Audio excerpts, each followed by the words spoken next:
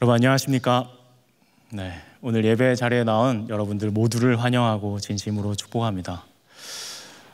여러분 가장 복된 것이 무엇이냐면 이 예배 자리에 나와서 하나님 앞에 온전히 찬양하고 예수 그리스도의 은혜를 사모하고 성령 하나님께서 말씀을 깨닫게 해주시는 것, 그것이 가장 복된 줄 믿습니다. 아멘이세요 여러분? 그런데 그 예배 현장은 이곳도 있지만 사실 여러분 또 한 곳에서 예배를 드리고 있습니다. 그곳이 어디냐면 저기 405호 영유아 동반실이거든요. 여러분 혹시 가보신 적 있으세요? 그곳에 가면 일단 아이들이 가만히 있질 않습니다. 막 뛰어다니고 열심을 다해 막 기어다니고 방석이 막 이리 날아갔다 저리 날아갔다 하고 엄마를 아이를 쫓아 엄마가 막 달려나가는 현장을 보면 이곳에서 예배가 가능한가 싶은데 그곳에서 어머님들이 아버님들이 예배를 드립니다. 집중해서 예배를 드린 거 보면서 진짜 신비하다, 신기하다, 어떻게 예배를 드리지? 라는 생각이 듭니다. 그래서 저도 가끔 그곳에 가서 예배를 드리면서 하나님의 은혜를 누리곤 하는데요. 제가 그곳에서 항상 주의 깊게 보는 한 친구가 있습니다. 리우라는 친구인데 만 4살 된 형제님이세요. 제가 왜 형제님이라고 하냐고 하면 이야기를 쭉 들어보면 아실 겁니다. 저와 그 친구의 첫 만남은 비관 5층에서 4층으로 내려가는 계단에서 시작됐습니다. 어느 날 딱 지나가는데 그 친구가, 그 형제님이 보이는 거예요. 머리는 딱 바가지 머리입니다. 바가지 머리고 너무 귀엽게 생겼어요. 그래서 제 어릴 때를 보는 것 같아서, 여러분 저도 귀여웠을 때가 있습니다. 네, 그런 눈으로 보지 마세요. 너무 귀여워서 제가 보통 그러지 않은데 뽀뽀 좀 해줘. 여러분 이상하게 쳐다보지 마세요. 저 그런 사람 아닙니다. 네. 그래서 뽀뽀를 해달라고 하면 보통 같으면 뭐 뽀뽀를 해주거나 아니면 싫어요 라고 하는데 그 친구가 그냥 제 얼굴도 쳐다보지 않고 4층으로 내려가는 거예요. 그러면서 혼잣말로 뭐라고 얘기하냐면 뭐 가족도 아닌데 뽀뽀를 해 이러는 겁니다. 그래서 제가 갑자기 승부욕이 생기기 시작했어요. 내가 저 친구의 마음을 뺏는다고. 그래서 그 다음부터 제가 그 친구를 쫓아다니기 시작했습니다. 어느 하루는 놀이터에서 그 친구가 노는 소리가 들리는 거예요. 그래서 제가 곧장 쫓아갔습니다. 보통 같으면 어머니와 아버님과 함께 이렇게 있는데 그날은 친구 혼자, 형제님 혼자 있는 거예요. 제가 물었죠. 어머니 아버님 어디 계시니? 그랬더니 그 친구가 뭐라고 하시는지 아세요? 뭐라고 하시는지 천국에 있어요 그러는 거예요. 여러분 그 아버님과 어머니 지금도 예배 드리십니다. 그래서 문득 저 친구에게 천국은 뭘까라는 생각이 드는 거예요. 저 친구에게 천국은 죽어서 가는 곳이 아니구나. 엄마가 공동체를 누리고 예배를 드리는 그 공간이 천국이구나. 이 친구가 성교적 교회구나 라는 생각이 들었습니다. 또 한 번은 예배가 마치고 또 그 친구를 쫓아서 405로 앞으로 갔어요. 그랬더니 나오고 있더라고요. 그래서 제가 이렇게 손을 잡고 우리 집에 가자, 놀러 가자 그렇게 물었어요. 그랬더니 보통 같으면 뭐 싫어요, 좋아요 그러는데 목사님 거기 장난감이 있어요? 그러는 거예요. 그래서 장난감이 없으니까 장난감은 없고 뭐가 있었으면 좋겠는데 그랬더니 뭐라고 하는지 아세요? 하나님이요 그러는 거예요. 너무 생각지도 못한 답변이어서 하나님 우리 집에 있지 그랬더니 그 친구가 안 보이는데 어떻게 알아요? 그러는 거예요. 그럼 그냥 자기 갈 길을 가더라고요. 그래서 그 친구에게 하나님은 저 멀리 있는 하나님이 아니구나. 가정에 삶의 자리에 네 꿈보다 해몽인가요? 그 친구의 하나님은 언제 어디서나 계시는 하나님이구나. 그래서 제가 그 친구를 이제 막 부르지 않기로 하고 형제님이라고 제가 생각하기로 했습니다. 여러분, 교회 학교의 수준이 이 정도입니다. 여러분, 삼위교회 교회 학교, 여러분 주보에 보시면 광고가 있습니다. 교회 학교 교사 보조교사 모집하는 광고가 있는데, 여러분, 우리 아이들에게 찾아가면 진짜 하나님을 만날 수 있습니다. 성교회 자리에 가는 것도 좋지만, 제가 물론 우리 교육부 디렉터 목사님에게 밥을 얻어먹거나 뭘 얻어먹은 건 아니에요. 근데 꼭 같이 지원해 주셔서 그 아이들이 여러분들의 가르침과 헌신으로 하나님의 자녀로 자라나면 이 땅에 그리스도인, 예수 그리스도를 드러내는 그리스도인이 됩니다. 아멘이십니까, 여러분? 네. 그래서 제가 그 형제님에게 오늘도 자문을 구하기 위해서 어머니를 통해서 물어봤어요. 무슨 질문이었냐면, 사랑이 뭐냐고, 사랑이 무엇인지 물어보았습니다. 여러분, 그 친구가 어떤 대답을 했을 것 같아요? 이렇게 말했습니다. 사랑은 좋아하는 거래요. 근데 좋아하는 거는 뭐냐면 양보하는 거래요. 그래서 제가 생각해 봤어요. 저는 나는 사랑을 했나? 양보를 했나? 그랬더니 좋아하는 사람에게도 나는 양보하지 않았더라고요. 내 것을 챙기고 내 것을 내어놓지 않고 내 것을 어떻게든 얻어보려고 했던 저의 모습을 발견하게 됐습니다. 그러면서 예수님이 번뜩 생각나더라고요. 하나님은 우리를 너무 좋아하셔서 자신의 가장 귀한 예수 그리스도를 누구에게 양보했어요? 우리에게 양보하셨습니다. 너무 감사하더라고요. 그리고 그 친구를 형제님이라고 부르기로 결심했습니다. 여러분에게 사랑은 무엇입니까? 사랑이 뭐지? 우리의 각자의 대답은 다 다를 거예요. 누군가에게는 양보일 수도 있고요, 누군가에게는 친절일 수도 있고, 누군가에게는 뜨거움일 수도 있고, 누군가에게는 함께함일 수도 있고, 다양한 정의들을 우리가 내릴 수 있습니다. 그런데 또 한편으로는 사랑이 뭐지? 사랑이 뭐지? 라고 우리가 계속 질문할 수 있어요. 그럴 때 또 하나의 방법은 그 사랑의 반대가 무엇인지 한번 생각해 보는 겁니다. 여러분, 사랑의 반대는 무엇이죠? 미움인가요? 미움도 사랑하는 사람에게 하는 것 같아요. 우리 말씀 한 절 볼까요? 말씀 한 절, 로마서 12장 10절 말씀입니다. 우리 한 목소리로 함께 읽어보도록 하겠습니다. 시작.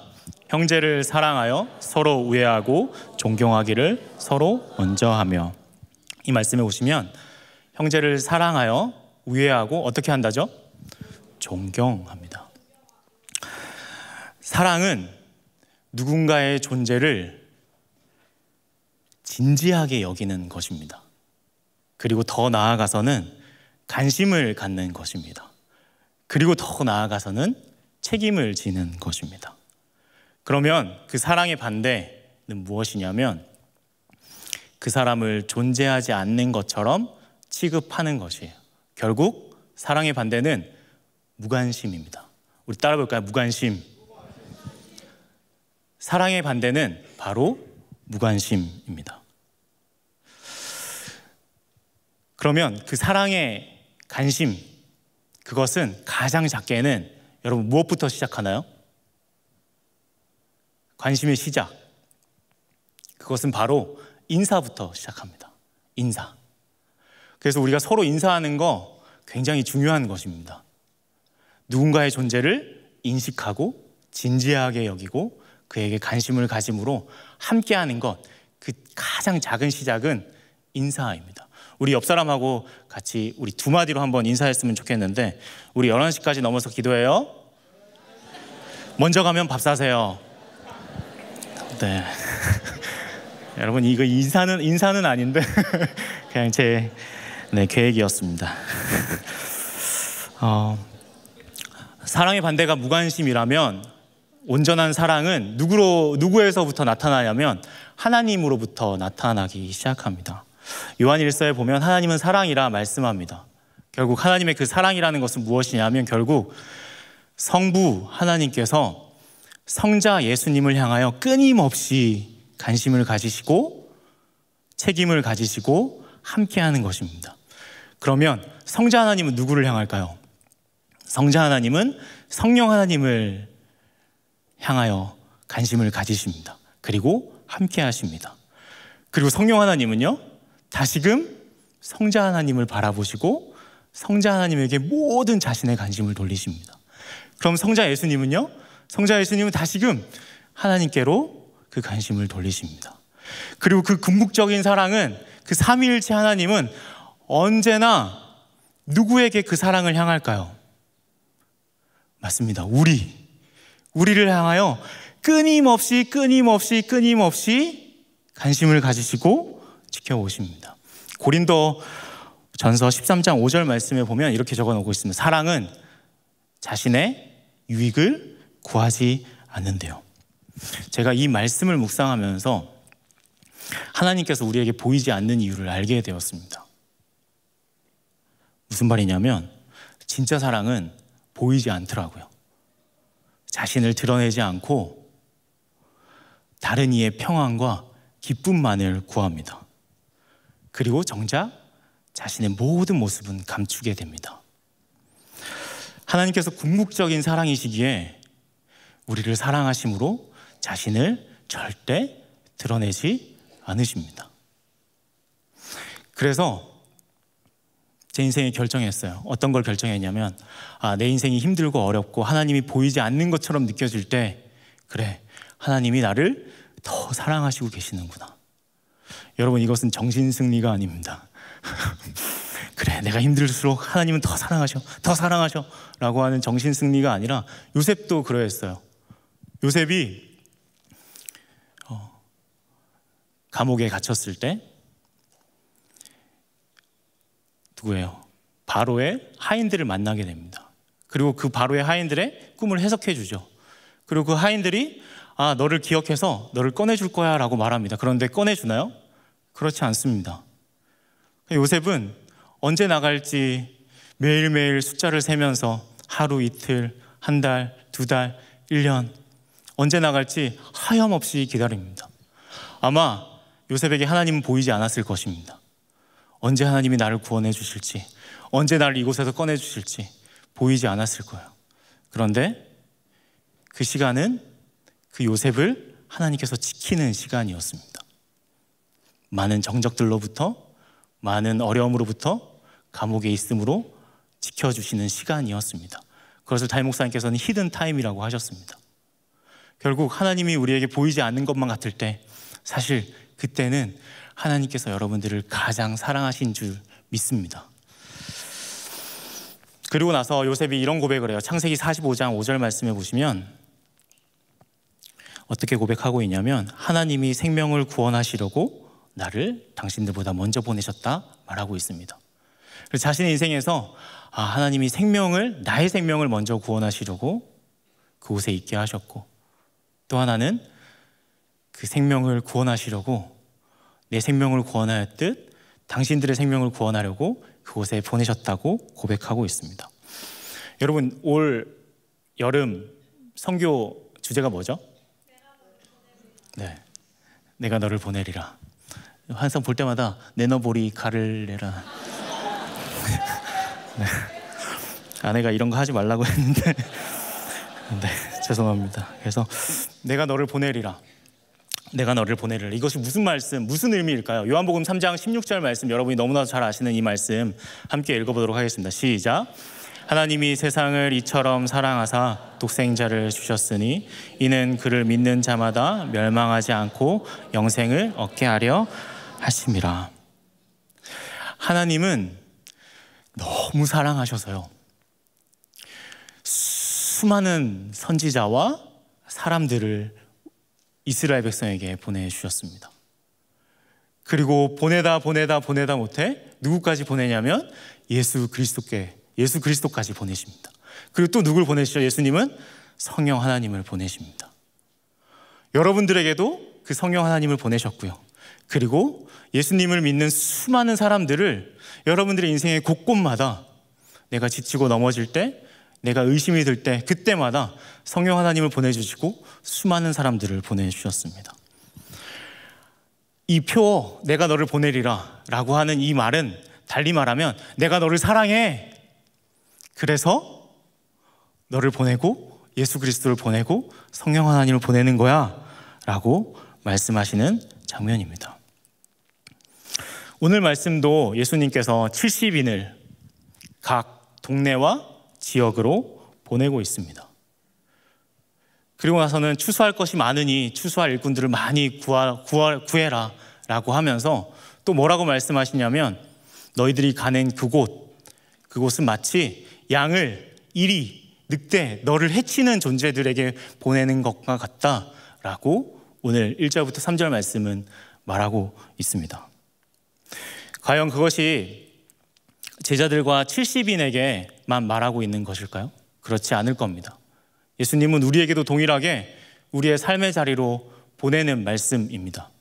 우리의 가정, 우리의 일터, 우리의 학교, 또 우리의 선교지로 보내시면서 예수님께서 보내시면서 그곳으로 가는 것이 이리 늑대 너희들을 해치는 곳으로 가는 것이다 라고 말하고 있습니다.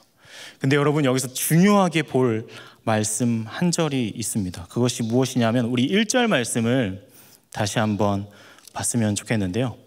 우리 1절 말씀 다시 한번 한 목소리로 함께 읽어봤으면 좋겠습니다. 시작. 그 후에 주께서 따로 70인을 세우사 친히 가시려는 각 동네와 각 지역으로 둘씩 앞서 보내시며. 여러분 여기서 중요한 단어가 있는데요. 뭐냐면 예수님께서 친히 가시려는 각 동네. 그러니까 다시 풀어내자면 우리의 상황으로 풀어내자면 여러분들의 삶의 자리, 선교의 자리, 일터, 학교, 가정, 그 삶의 자리가 사실은 여러분을 보내시는 것이 그냥 우연이 아니라 예수님이 너무나 가고 싶었던 그곳이라는 말씀입니다. 여러분들이 거하고 있는 그곳이 다시요, 예수님께서 너무 가고 싶은데 우리를 보내신 그 자리인 줄 믿습니다. 한 성도분이 저에게 물어봤어요. 뭘 물어봤냐면 가족 중에 믿지 않는 사람이 있다는 거예요. 그런데 1년, 2년 거기까지는 해보겠어요. 근데 5년, 10년 이렇게 시간이 지나는데도 불구하고 내 열심과 애정과 사랑을 다해서 함께 했는데 도무지 예수님을 믿을 건덕지가 보이지 않는다는 거예요. 그러면서 저에게 묻더라고. 어떻게 해야 되냐고. 과연 그분이 예수님을 믿을 수 있는 거냐고. 나의 가족이 예수님을 믿을 수 있는 거냐고. 여러분들은 어떻게 생각하십니까? 제가 오늘 이 말씀을 함께 보여드리면서 이렇게 말씀했어요. 1, 2년도 아니고 한순간도 아니라면 여전히 그 가족을 향해 지사님을 그 현장 가운데, 그 가정 가운데 보내고 있는 것이라면 하나님이 너무나 사랑하셔서 구원하시고자 지사님을 보내신 줄 믿습니다. 그 확신을 가지고 그 자리로 나아갔으면 좋겠습니다 라고 말씀드렸어요. 그러나 여러분, 그곳에 그 현장에 가면 언제나 외로운 것이 사실입니다. 어떻게 해야 될지 모르는 것이 또한 현실입니다. 그러면 예수님이 너무 가고 싶은 그 현장에 우리를 홀로 보내실까요? 우리 요한복음 14장 16절에서 20절 말씀을 저 한 절, 여러분 한 절 번갈아 가면서 한번 읽어보도록 하겠습니다. 내가 아버지께 구하겠으니 그가 또 다른 보혜사를 너희에게 주사 영원토록 너희와 함께 있게 하리니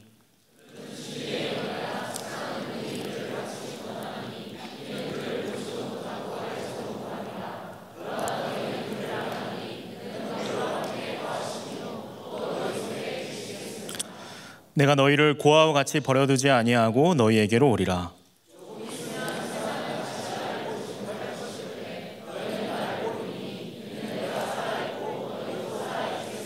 함께 읽겠습니다. 그날에는 내가 아버지 안에 너희가 내 안에 내가 너희 안에 있는 것을 너희가 알리라. 아멘. 예수님께서 아버지에게 구하겠대요. 뭘 구하고 계시죠? 보혜사, 또 다른 보혜사를 구하시겠대요. 여기서 나오는 보혜사는 누구일까요? 바로 성령 하나님이십니다. 그럼 보혜사는 무슨 뜻일까요? 바로 곁에서 돕기 위해 부름받은 자라는 뜻을 가지고 있어요. 그러니까 성령 하나님께 여러분에게 오셔서 위로자 되시고 변호자 되시고 증언자 되셔서 여러분들의 삶의 한순간 한순간 모든 순간을 돕는다라고 말씀하십니다. 진리의 영을 보내시겠대요. 여러분, 우리가 선교의 현장에 가요. 그런데 어느 날 목사님께서 선교대원 한 명을 더 보내주시겠대요. 그런데 그 사람이 누구냐고 물으니까 송태근 목사님이래요. 어때요? 안 돼요? 이거요? 제가 다 말하겠습니다. 대박이죠. 그런데 송태근 목사님보다 그리고 저보다 비교도 할 수 없을 만큼 그 진리를 깨닫게 해주시는 그 성령 하나님께서 여러분의 그 선교의 자리에 함께 하시겠대요. 도우시겠대요. 내가 너 안에 너가 내 안에 막 짬뽕돼서 그냥 언제나 계속 같이 함께 하시겠대요. 너무 표현이 저급했나요? 그만큼 하나님은 그냥 친밀하게 여러분들과 그 선교의 자리에, 삶의 자리에 언제나 함께 하시겠다고 말씀하고 있습니다. 그런데 알겠어요. 목사님 알겠어요. 성령 하나님 함께 하시는 거 알겠고요. 팀원들도 함께 하는 거 알겠고요. 좋습니다. 그런데 그 선교의 현장에 가면, 나의 삶의 현장에 가면 나를 언제나 해치는 그 이리들, 늑대들이 있습니다. 내가 복음을 전하면 다 아멘 하고 영접했으면 좋겠는데 그렇지 않아요. 아니, 차라리 믿지 않는 분이 더 나은 것 같아요. 오히려 믿는 분들이 더 힘듭니다. 믿는 분들이 더 이리 같아요. 더 늑대 같아요. 나를 더 해치는 것 같아요. 예수님을 안다고 하는 사람들이 나를 더 해치는 것 같아요. 그 선교의 현장에 가도 그렇고요. 내 삶의 현장에 가도 그렇고요. 차라리 믿지 않는다고 고백했으면 좋겠다, 이런 말이 나올 정도로 그 이리들이 나를 언제나 해치는 것 같아요. 목사님 어떻게 해야 합니까? 그런데 제가 오늘 이 말씀을 읽으면서 사실 소름 끼치게 다시 한번 깨닫게 된 부분이 있는데, 우리 2절 3절 말씀을 우리 다시 한번 읽어봤으면 좋겠습니다. 2절 3절 말씀 우리 한 목소리로 함께 읽어보겠습니다. 시작. 이르시되 추수할 것은 많되 일꾼이 적으니 그러므로 추수하는 주인에게 청하여 추수할 일꾼들을 보내주소서 하라. 갈지어다 내가 너를 보임이 어린 양을 이리 가운데로 보냄과 같도다. 3절 말씀에 다시 보시면 여러분, 내가 너희를 보냄이 어린 양을 이리 가운데로 보냄과 같도다 라고 말씀하고 있습니다. 근데 여기서 양이 누구죠? 70인일 것입니다. 그죠? 제자들일 거예요. 그러면 1위는 누구겠습니까? 당시 예수님을 믿지 않는 유대인들 그리고 이방인들입니다. 그럼 여러분, 다시 질문해 볼게요. 여러분은 양입니까? 1위입니까? 자, 여기 예수님께서 말씀하시는 70인이 나다. 뭔 소리 하는 거예요? 우리는 70인은 아닙니다. 그죠? 그러면 70인이 보내어지는 그 이방인의 자리, 이방인들을 누구라고 하죠? 1위라고 말합니다. 그럼 여러분 누구예요? 아직도 양이에요? 아닙니다. 여러분 1위입니다. 목사님 뭐라고 하시는 거지? 내가 1위래? 여러분, 우리가 구원받아야 할 당연한 선민이라고 생각하는 순간 세례 요한이 이렇게 말합니다. 뭐라고 얘기하냐면 마태복음 3장 9절 말씀인데요. 제가 읽어드릴게요. 속으로 아브라함이 우리 조상이라고 생각하지 말라. 내가 너의 예로니 하나님이 능히 이 돌들로도 아브라함의 자손이 되게 하시리라. 그러니까 내가 당연히 구원받을 거라고 생각했는데 그렇게 생각하지 마. 이 스피커로도 내가 하나님의 아브라함의 자손으로 만들 수 있어 라고 얘기하는 거예요. 결국 여러분, 우린 이방인입니다. 유대인이 아니었고 70인이 아니었어요. 결국 그러면 우리는 누구의 자리에 있었냐면 원래는 우리가 1위였습니다. 갑자기 눈빛이 너무 선해지시면서 다들 양같이 변하는데, 오케이, 그럼 저만 1위 할게요. 하나님께서 수많은 예수 그리스도를 믿는 자를 통해서 1위 같은 저에게 찾아오셔서 구원하여 주셨습니다.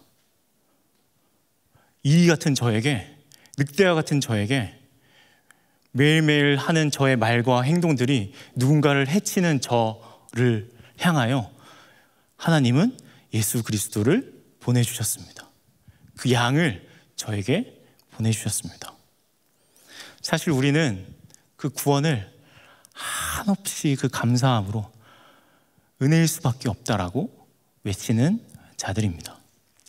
사실 우리의 선교는 그것부터 시작했어요. 우리가 여름 선교를 동해 바다 쪽으로, 제주 바다 쪽으로 가는 이유는 그쪽이 시원하니까. 그래, 휴가는 못 가겠고 선교 와서 바다라도 한번 보자. 근데 사실 선교 가서 바다에 발 한 번 못 담그고 오는 분들도 많죠. 그쪽이 시원해서, 바다가 있어서 우리가 가는 게 여러분 절대 아닙니다. 조시아 목사님께 여쭤봤어요. 이 선교가 어떻게 시작됐냐고. 그랬더니 이곳에서는 기쁨과 눈물과 찬송과 은혜로 막 예배를 드리는데 그렇지 않은 곳들이 있었다는 거예요. 찾아봤대요. 그래서 복음화율이 어디가 제일 낮은지. 그랬더니 그곳이 동해였고 그것이 제주였습니다. 그래서 우리 선교는 그쪽으로 가는 겁니다. 나는 구원받아서, 나는 그 은혜 때문에 살아가는데 그 은혜를 모르는 자들에게 그 은혜를 전해주기 위해서, 예수 그리스도를 알려주기 위해서 그렇게 시작된 선교가 우리의 선교입니다. 나는 이곳에서 예배드리며 기뻐하는데, 금요철에 나와 기도했겠죠? 그리고 예배 현장에서 나와 기도했을 것입니다. 그런데 나는 이렇게 기뻐서 예배드리는데 그 순간 하나님이 친히 가고 싶어하는 그 애통의 현장이 내가 기도할 때 하나님의 마음과 한나의 기도처럼 맞닿아진 겁니다. 그래서 예수 그리스도의 애통이 나의 애통이 되고 예수님이 친히 가고 싶어하는 그곳이 나의 그곳이 되어서 그렇게 선교지를 떠나게 되었다고 말씀해 주었습니다. 여러분, 우리 3일교회가 왜 이렇게 청년이 많죠? 그것은 청년을 향한 눈물이 있었기 때문입니다. 예수 그리스도의 그 청년을 향한 그 마음, 무엇이 옳은지 무엇이 진리인지 몰라 헤매이고 있는 청년들에게 눈물로, 기도로 애통하는 마음이, 그 하나님의 애통하는 마음이 나에게 닿아서 그 현장으로 나아갔던 것이 우리 3일교회의 시작이었습니다. 예수님이 친히 가고 싶었던 그곳, 창자가 끊어질 것만 같은 그 애통하는 마음이 있는 그곳, 그곳으로 하나 둘 향했던 그 현장이 우리의 선교지였습니다. 여러분, 우리의 삶의 현장, 일터, 그리고 학교, 그리고 우리의 삶의 현장이 그런 곳인 줄 믿습니다. 예수님이 친히 가고 싶어하는 그곳, 애통의 눈물을 흘리면서 그 영혼이 예수께로 돌아오기를 원하는 그곳,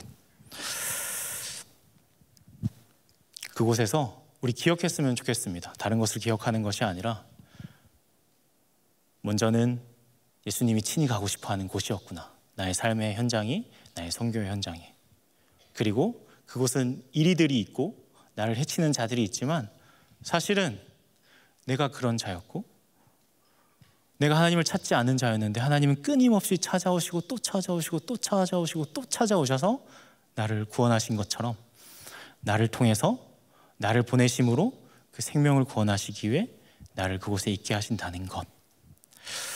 그래서 그것을 기억함으로 여러분, 오늘 이 기도의 자리가 다른 기도의 자리가 아니라 그 예수 그리스도의 애통함이, 예수 그리스도께서 친히 가고 싶어하는 그곳에, 그곳을 향한, 그 영혼을 향한, 나를 향한 그 사랑의 마음이 내 마음에 닿길, 그래야 해서 그 현장 가운데 애통하는 마음으로 내가 그 현장에 있길, 그래야 해서 그곳에 이리가 있고 나를 해치는 자들이 분명 있을 테지만 성령 하나님과 동행함으로 말미암아 내가 생명을 누리고 사랑을 깨닫고 함께 그 선교의 현장에 있길, 우리 함께 그것을 놓고 기도하였으면 좋겠습니다.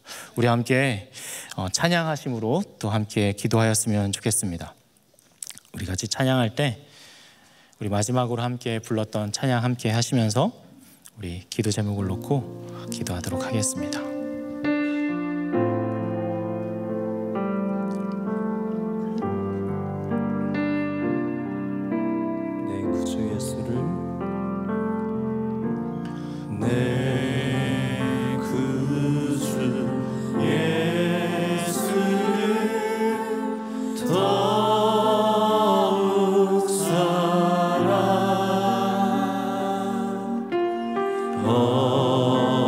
엎드려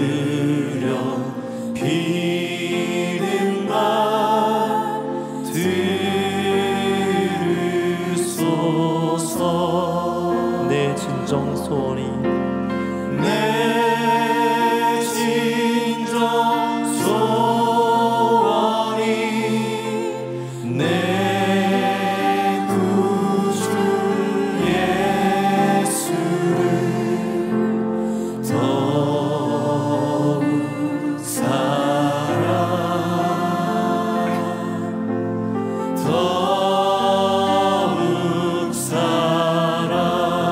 이전엔 세상 나 이전에 세상 나 기뻤어도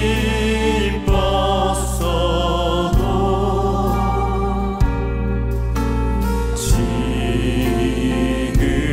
내 기쁨은 오직 예수. 다만 내 비는 말, 다만 내 비는 말, 내 구주 예수를 더욱 사랑, 더욱 사랑. 이 세상 떠날 때 이 세상 떠날 때 찬양하고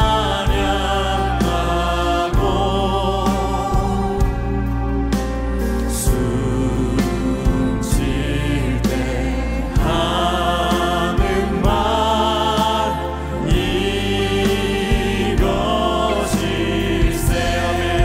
다만 내 다만 내 비는 날, 내 구주 예수를 더욱 사랑, 더욱 사랑. 내 비는 말, 다만 내 비는 말, 내 구주 예수를 더욱 사랑, 주님 한 분만. 다만 내 비는 말, 다만 내 비는 말, 내 구주 예수를 더욱 사랑.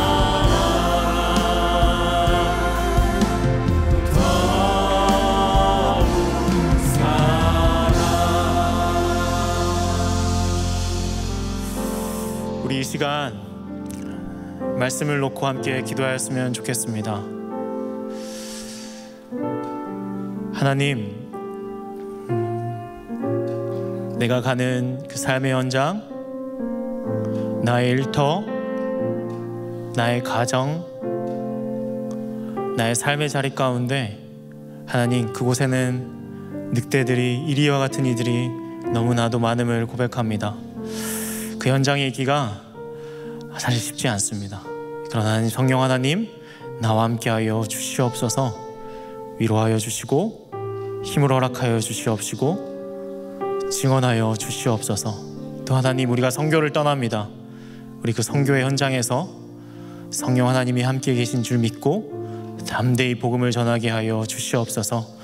내가 상황을 계산하고 앞뒤 죄는 인생하는 것이 아니라, 예 하나님, 가라 하신 그 길 내가 갈 때 그곳에 생명이 피어남을, 그리고 예수님께서 나를 얼마나 사랑하시고 나를 끝까지 찾아오셨음을, 그래서 성령 하나님을 보내시고 예수 그리스도를 보내시고 수많은 일을 보내셨음을 그 현장 가운데 다시금 깨닫는 시간 되게 하여 주시옵소서라고, 우리 말씀을 놓고 말씀을 다시금 기억하며, 또 내가 말씀 앞에 서지 못하였던 그 죄가 있다면 그 죄를 회개하며 우리 긴 호흡을 가지고 한번 우리 말씀을 놓고 함께 기도하도록 하겠습니다. 함께 기도하겠습니다. 하나님 감사합니다. 이 시간 함께 기도합니다. 하나님,